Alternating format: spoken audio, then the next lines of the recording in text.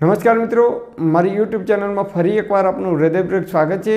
આજનો ટોપિક છે મિત્રો કે આજે હું તમને કબજિયાતની 5 ટિપ્સ બતાવું કે જે લોકોને કબજિયાત થાય છે, પેટમાં ગેસ થાય છે, એસિડિટી થાય છે, હાઇપર એસિડિટી થાય છે, પેટમાં અપચો થાય છે, જમ્યા પછી ખાટા ઓડકાર આવે છે, જેટલી પણ બીમારીઓ છે પેટને લગતી તમામ પ્રકારની બીમારીઓની અંદર આ 5 વાત તમે યાદ રાખશો। આ 5 નિયમોનું પાલન કરશો તો જિંદગીમાં જીવશો ત્યાં સુધી તમને ક્યારેય આમાંથી એક પણ બીમારી નહીં થઈ શકે। કારણ કે મેં મારી બોડી પર પ્રયોગ કર્યો, મારી જ વાત કરું, બીજા કોઈને ફરક પડ્યો છે કે નહીં આ દુનિયાની અંદર એ મને ખબર નથી, પરંતુ આ 5 નિયમોનું પાલન કરવાથી મારા જીવનમાં જે અદ્ભુત પરિણામ મળ્યું છે, મારી બોડી પર મેં જે પ્રયોગ કર્યા અને મને જે 100% સફળતા મળી એ વાત હું તમને કહેવા માગું છું। આજથી લગભગ 8 વર્ષ પહેલાંની વાત છે। મને પેટમાં ભયંકર કબજિયાત થતી। કબજિયાત એટલે કેવી કબજિયાત? મારા ઘરના ટોયલેટની અંદર એટલે કે સંડાસની અંદર એનિમાની બોટલ આવતી, જે પ્લાસ્ટિકની બોટલ આવે છે એની અંદર પાણી ભરી રાખવાનું, એ હું મારા સંડાસની અંદર ટોયલેટની અંદર ખીલી મારી અને એ બોટલ કાયમ માટે લટકાવી રાખતો। એની અંદર પાણી ભરી અને એનિમાનો પ્રયોગ કરતો હું। એ પાણી છે ગુદાના માર્ગથી પેટમાં ચડાવવામાં આવતું, મોટા આંતરડાની અંદર જાય અને પછી જ મળ બહાર નીકળતો હતો। એટલી ભયંકર મને કબજિયાત થતી હતી। સવાર સાંજ 2 ટાઈમ હું એનિમાનો પ્રયોગ કરું ત્યારે જ મારું પેટ સાફ થતું હતું। એટલી ભયંકર કબજિયાત થવાની શરૂઆત થઈ ગઈ હતી, પેટમાં ગેસ થવાની શરૂઆત થઈ, એના લીધે ભયંકર એસિડિટી થવાની શરૂઆત થઈ ગઈ, એટલે ખૂબ પેટમાં બળતરા થતી હતી। કોઈપણ પ્રકારનો ખોરાક લઈએ તો પેટ ભારે ભારે લાગે, મારી અગ્નિ ધીમે ધીમે મંદ પડી, એટલે કે ભૂખ લાગવાની બંધ થઈ ગઈ। આવી અનેક પ્રકારની સમસ્યાઓ ધીમે ધીમે મારા શરીરની અંદર, મારી બોડીની અંદર આવવાની શરૂઆત થઈ ગઈ। આજની તારીખમાં 1 પણ રૂપિયાની દવા લીધા વગર કે કોઈપણ પ્રકારનો ઉકાળો પીધા વગર મારા શરીરમાં આમાંથી એક પણ બીમારી રહી નથી। તમામ પ્રકારની બીમારીઓ દૂર થઈ ગઈ। તો કેવી રીતે દૂર થઈ એ વાત હવે હું તમને કરું છું।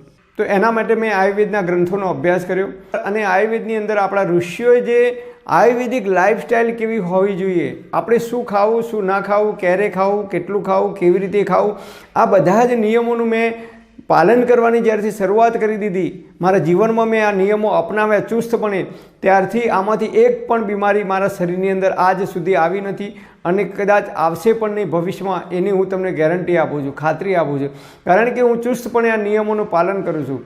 તો કયા કયા નિયમો છે? નિયમ નંબર 1, ભૂખ કરતાં ઓછું ખાવાનું। જેટલી ભૂખ હોય એ ભૂખ કરતાં તમે હંમેશા ઓછું ખાવાનું રાખશો તો તમને પેટમાં ગેસ થવો, એસિડિટી કે કબજિયાત ક્યારેય નહીં થાય। ભૂખ કરતાં ઓછું ખાશો તો ક્યારેય મરી નહીં જવાય, પણ જિંદગીમાં આપણે જ્યાં સુધી જીવીશું ત્યાં સુધી તંદુરસ્ત અને નિરોગી રહી શકીશું। તો નિયમ નંબર 1, ભૂખ કરતાં હંમેશા ઓછું ખાવાનું। નિયમ નંબર 2, કકડીને ભૂખ લાગે, બરાબર કકડીને ભૂખ લાગે ત્યારે જ ભોજન કરવું, તો જ એ ભોજનનું પાચન થઈ શકે છે સારી રીતે। એટલે કેટલું ખાધું, કેવું ખાધું એ નહીં, એનું પાચન કેટલું થયું એ ખૂબ મહત્ત્વનું છે। જો ભોજનનું પૂરેપૂરું પાચન ના થાય તો એ અનાજ સડવા લાગે છે અને અનાજ સડે તો એમાંથી કાચો આમ ઉત્પન્ન થાય છે, જેને આયુર્વેદની ભાષામાં વિષ સમાન ગણવામાં આવે છે, એટલે કે ઝેર સમાન ગણવામાં આવે છે। અને એ કાચો આમ જો લોહીની અંદર ભળે છે તો લોહીની અંદર ધીમે ધીમે ગંદકી જમા થવાની શરૂઆત થઈ જાય છે, એટલે કે આપણું લોહી છે એ ધીમે ધીમે ઘટ થવાની શરૂઆત થઈ જાય છે। જો તમે બપોરે કોઈના રિસેપ્શનમાં કે મેરેજમાં ગયા હોય અને કે કોઈ પાર્ટીમાં ગયા અને પેટ ભરીને ભોજન કર્યું હોય, મન ગમતું હોય, તો રાત્રે બિલકુલ ભોજન કરવાનું નહીં, ચોકડી મારી દેવાનું, રાત્રે નહીં ખાવાનું। તમે મરી નહીં જાઓ પણ કોઈ રોગ નહીં થાય પેટમાં। અથવા રાત્રે ભોજન કર્યું હોય પેટ ભરીને તો બીજા દિવસે સવારે ચા નાસ્તો કશું કરવાનું નહીં, છેક બીજા દિવસે બપોર 12 વાગે કે 12:30 જ ભોજન કરવાનું, ત્યાં સુધી કોઈ ભોજન નહીં કરવાનું, તો તમે તંદુરસ્ત અને નિરોગી રહી શકશો। નિયમ નંબર 3, એક ભોજન કર્યા પછી ઓછામાં ઓછા 5 થી 6 કલાક જેટલો સમય બિલકુલ કશું કોઈ વસ્તુ ખાવાની નથી। દાખલા તરીકે આપણે 12 વાગે ભોજન કર્યું તો સોજે 5 વાગે કે 6 વાગ્યા સુધી પેટમાં કોઈ વસ્તુ નાખવાની નથી। આપણે શું કરીએ છીએ, બપોરે 12, 12:30 ભોજન કર્યું હોય, 2:30-3 વાગે એટલે ચા બનાવીએ તો ચા સાથે ખાખરો ખાઈએ, ચા સાથે મમરા ખાઈએ, વળી 4, 4:30 થાય એટલે કે લાવ ભાઈ સફરજન પડ્યું તો સફરજન કાપીને ખાય, કોઈ વળી સિંગ ચણા ખાય, કોઈ વળી ચણા અને ગોળ ખાય, આમ આપણી ઘંટી 24 કલાક ચાલુ જ રાખીએ છીએ, બંધ થતી જ નથી, લાઇટ જતી જ નથી આપણી ઘંટીની. સતત આપણે ઓરે જ જઈએ મોઢાની અંદર, પેટની અંદર. આપણે જોતા નથી કે એક ખોરાક ખાધેલો છે, એ ખોરાકનું પૂરેપૂરું પાચન થયું છે કે નથી. આયુર્વેદમાં કહે છે કે તમે કોઈ પણ ખોરાક લો એટલે 2.5 થી 3 કલાક, મિનિમમ 3 કલાક એ ખોરાકનું પાચન થતાં લાગે છે. એટલે આયુર્વેદમાં કહે છે કે 5 કલાક મિનિમમ થાય ત્યાં સુધી એક ભોજનથી બીજા ભોજન વચ્ચે કોઈ વસ્તુ ખાવાની નહીં. માત્ર તરસ લાગે તો તમે પાણી પી શકો છો. તો આ નિયમનું જો તમે પાલન કરશો તો જિંદગીમાં જીવો ત્યાં સુધી ક્યારેય પેટમાં ગેસ નહીં થાય, એસિડિટી નહીં થાય કે કબજિયાત નહીં થાય. નિયમ નંબર 4, જ્યારે પણ ભોજન કરો ત્યારે હંમેશા પલોઠી વાળીને એટલે કે સુખાસનમાં બેસીને જ ભોજન કરવાનું. આજકાલ નવી ફેશન ચાલે છે, રિસેપ્શનમાં જઈએ, મેરેજમાં જઈએ તો ઊભા ખાઈએ છીએ. પહેલાંના જમાનામાં ઘડિયાઓ જુઓ, પલોઠી વાળીને સુખાસનમાં બેસીને ભોજન કરતા હતા. જાન આવતી 200 માણસ હોય કે 300 માણસ હોય, જાનને પણ શાંતિથી સુખાસનમાં બેસાડી અને પાટલા આપી અને એની ઉપર ભોજન કરાવવામાં આવતું હતું.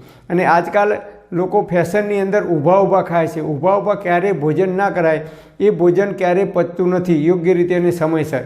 અને એમાંથી ડાયાબિટીસ, હાઈ બીપી, કોલેસ્ટ્રોલ આ બધા જ રોગ સમય આવે ત્યારે આપણને જોવા મળે છે. તો જ્યારે પણ ભોજન કરીએ ત્યારે હંમેશા પલોઠી વાળીને બેસવાનું સુખાસનમાં, અને ખૂબ ચાવીને ભોજન કરવાનું. ઘણા લોકો 5 કે 7 મિનિટમાં ભોજન કરીને ઊભા થઈ જાય ફટાફટ. મેં ઘણાને જોયા છે, આમ મૂકે અંદર કોળીઓ મૂકે મોઢામાં ઉતરી જાય, કોળીઓ મોઢામાં મૂકે ઉતરી જાય. એટલે ભાઈ પેટની અંદર દાંત નથી આપ્યા. આયુર્વેદમાં કહે છે કે તમે જે કંઈ એક કોળીઓ 32 દાંત આપ્યા છે એટલે કે 32 વખત ચાવવાનો.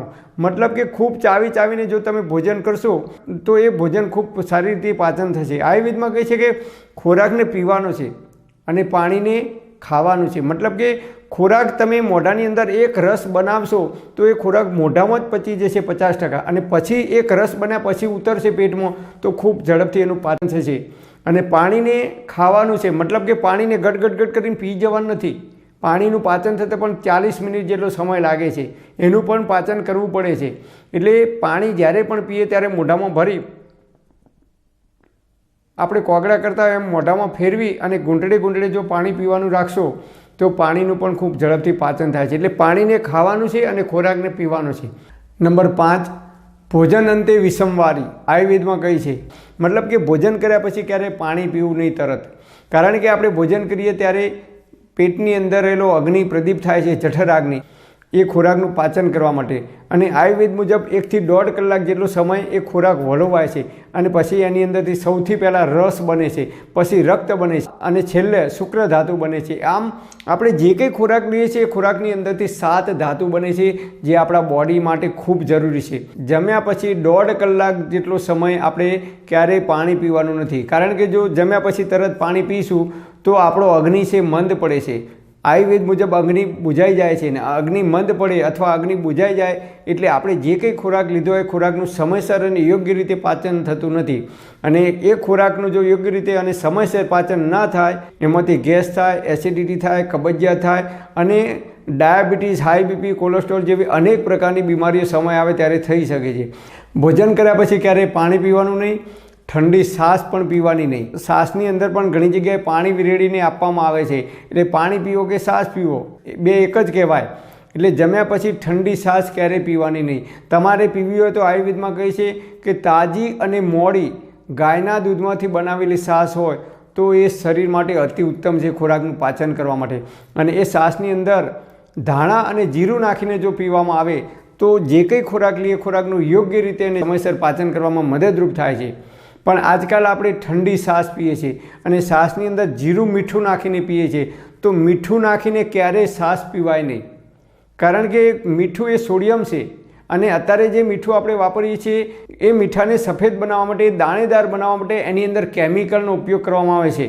રિફાઇન કરવા માટે એની અંદર કેમિકલ નાખવામાં આવે છે. એટલે સફેદ મીઠું આપણી બોડી માટે હાનિકારક છે, ઝેર સમાન કામ કરે છે. સિંધ મીઠું જે ઓરિજિનલ કુદરતી મીઠું છે, જે પાકિસ્તાન બાજુ એટલે કે પંજાબની અંદર જે પથ્થર છે, મોટા મોટા ડુંગર છે, સિંધ મીઠાના ડુંગર છે, અને એ પથ્થરનો ટુકડો લાવી અને એ મીઠું જો ઘરે જાતે બનાવીને ખાવાનું રાખીશું તો શરીરની અંદર કોઈ નુકસાન નહીં થાય. જમ્યા પછી ક્યારેય જિંદગીમાં જીવો ત્યાં સુધી આઈસ્ક્રીમ નહીં ખાવાનો, કારણ કે આઈસ્ક્રીમ ઠંડી છે. તમે જમ્યા પછી તરત આઈસ્ક્રીમ ખાશો તો એ કેમિકલથી બનેલી છે, એ કંઈ પ્યોર દૂધની ગાયના દૂધમાંથી બનેલી નથી કે એની અંદર સાકર નાખેલી નથી. એની અંદર કેટલાય પ્રકારના રસાયણ કે કેમિકલનો ઉપયોગ કરવામાં આવે છે, એની અંદર પ્રિઝર્વેટિવ નાખવામાં આવે છે, એની અંદર અલગ અલગ પ્રકારના કલર નાખવામાં આવે છે. તો જમ્યા પછી તરત તમે જો આઈસ્ક્રીમ ખાશો તો પણ તમારું ભોજન છે એ ક્યારેય સમયસર અને યોગ્ય રીતે એનું પાચન નહીં થાય. એટલે જમ્યા પછી આઈસ્ક્રીમ નહીં ખાવાનું. ઠંડા પીણા પીવાની જે ટેવ હોય તો ઠંડા પીણા પણ ક્યારેય પીવાના નહીં, કારણ કે એની અંદર પણ અનેક પ્રકારના કેમિકલ નાખવામાં આવે છે. તો ભોજનની સાથે પણ ઠંડા પીણા નહીં પીવાના કે ભોજન કર્યા પછી પણ ઠંડા પીણા નહીં પીવાના. અને ઘણા લોકોને ભોજન કર્યા પછી તરત ટેવ હોય છે બીડી પીવાની કે બિસ્ટોલ પીવાની કે મસાલો ખાવાની કે તમાકુ ભરાવતા હોય છે. તો જમ્યા પછી તરત ક્યારેય બીડી નહીં પીવાની, મસાલો નહીં ખાવાનો, તમાકુ નહીં ખાવાની કે માવો ખાતા હોય કે જે કંઈ વસ્તુ ખાવાની ટેવ હોય એ નહીં ખાવાની. ઘણા લોકોને જમ્યા પછી તરત ચા પીવાની ટેવ હોય છે, કોફી પીવાની ટેવ હોય છે તરત જ. તો જમ્યા પછી તરત ક્યારેય ચા પીવી નહીં, કોફી પીવી નહીં.